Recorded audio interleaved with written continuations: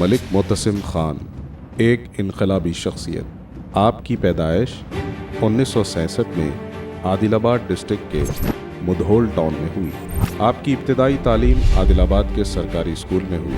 مدھو ملونچا degree college نظام آباد سے آپ نے گریجویشن کیا، جس کے بعد compressive college of education Hyderabad سے آپ نے بی ایڈ کیا. یہ وہ دور تھا جس میں مسلم نوجوانوں کے لیے روزگار کے مواقع محدود سے محدود تر کر دیے گئے تھے. تعلیم یافتہ نوجوان بڑی تعداد میں عرب ممالک سے اپنے سنہرے مستقبل مانگا کرتے تھے، لیکن آپ نے اپنے ملک میں ہی رہنے کو ترجیح دی اور ٹیچنگ پروفیشن کو اختیار کیا.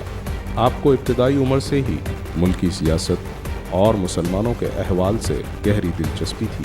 یہ وہ زمانہ تھا جبکہ کانگریس ریاست میں واحد سیاسی جماعت تھی جس نے 4 سال کی مدت میں 4 چیف منسٹر بدلے تھے.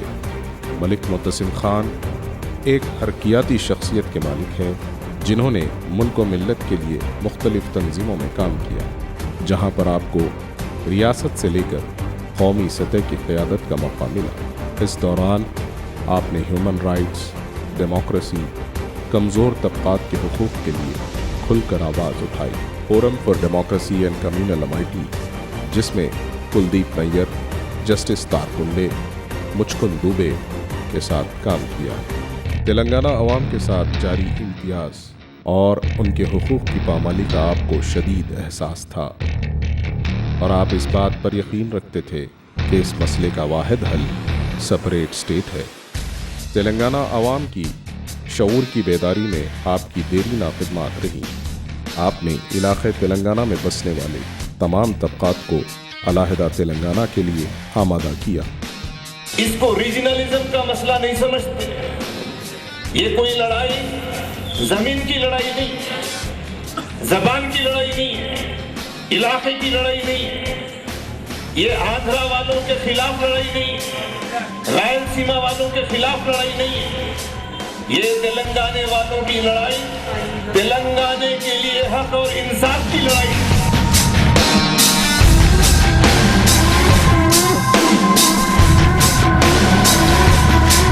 ہمارا سمجھنا یہ ہے کہ علیحدہ آندھرا بننے میں، علیحدہ تلنگانہ بننے میں دونوں علاقوں کے عوام کی بھلائی، پورے ملک کی بھلائی.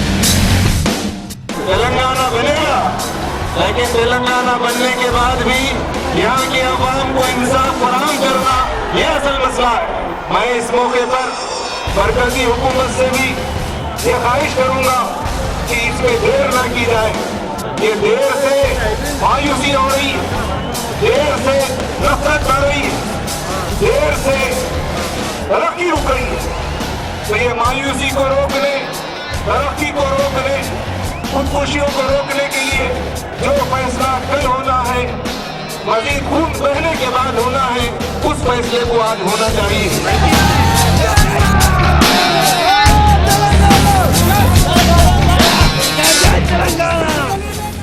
اور یہی کوشش سپریٹ اسٹیٹ کی وجہ بنی.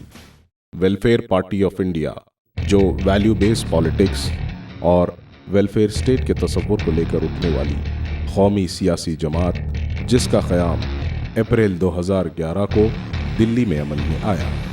آپ نے اس سیاسی جماعت میں شمولیت اختیار کی اور ریاست آندھرا پردیش میں اس پارٹی کے قیام اور اس پارٹی کو مستحکم کرنے کا بیڑا اٹھایا.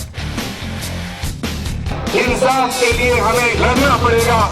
جمہوریت ایک ضدی گھوڑے کی طرح ہے، جمہوریت ایک ضدی گھوڑے کی طرح ہے، اس پر سوار ہونا سیکھنا ہے. ہمارا خیال کیسا ہو، عوام کا خیال کیسا ہو کہ آج کے سیاستدان جن کے بارے میں خود غرضی، مفاد پرستی، گھوٹالے، گھپلے، جرائم، بدعنوانیاں، یہی نام آج کی سیاست کا اور سیاستدانوں کا. لیکن سوال یہ ہے، کیا یہ سیاست اور یہ سیاستدانوں کا یہ سلسلہ جاری رہے گا؟ یہ اس کے اندر بدلاؤ کی ضرورت ہے. عوامی مسائل کی یکسوئی کے لیے یہ پارٹی ہمہ وقت مصروف عمل ہے۔ پارٹی دن بدن عوام میں مقبولیت حاصل کر رہی ہے اور انشاءاللہ مستقبل قریب میں یہ پارٹی ریاست کی مضبوط سیاسی قوت بنتے ہوئے عوام کی خدمت انجام دے گی۔